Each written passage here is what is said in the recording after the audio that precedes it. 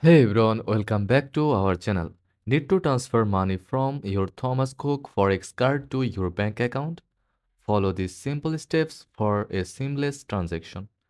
First of all, log into your Thomas Cook Forex card online portal or mobile app using your registered credentials.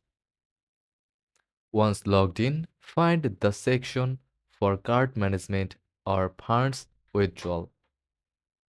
Next, choose the bank account where you want to transfer the funds. Double check the account details to ensure they are correct. Enter the amount you wish to transfer from your Forex card to your bank account. Review all the details, including the transfer amount and bank account information to avoid any errors. Once everything looks good, submit your transfer request. You should receive a confirmation message or email once the transaction is processed. Keep in mind that transfer fees may apply.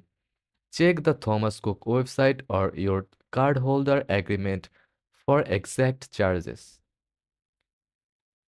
And that's it. You have successfully transferred funds from your Thomas Cook Forex card to your bank account.